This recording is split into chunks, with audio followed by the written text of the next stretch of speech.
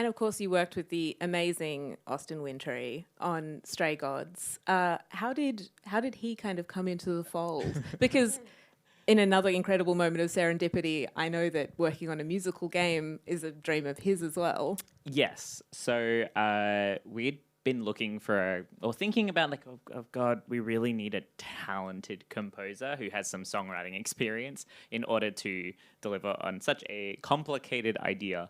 And I think I was 2018 and I was at the Game Developers Conference in San Francisco, and it was the Friday of GDC, which for any game developer in the room who has done GDC before, you know how tiring it is. For everyone else, GDC is a 5-day conference. It's exhausting.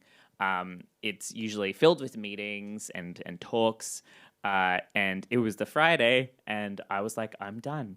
I have nothing left to do. And a friend of mine who had a very difficult year, and also happened to be pretty wealthy, was like, can I take you to this incredibly expensive restaurant and we can just drink champagne and eat oysters and have like a wild lunch? And I was like, yes, you can do that. We can definitely do that.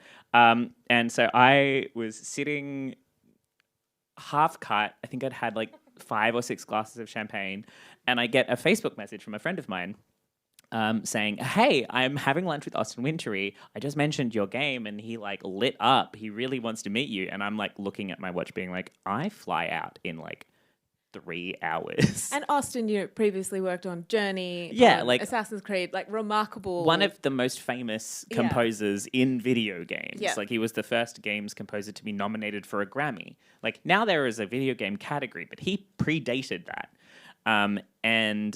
So I was like, I am so sorry. I have to go right now. I have to wobble over to Austin Wintory I right have now. to somehow like pull it together. And so I walked over to the GDC conference and met Austin. And within like, I think like 5 or 10 minutes, we were incredibly just on the same page. The vibes were immaculate.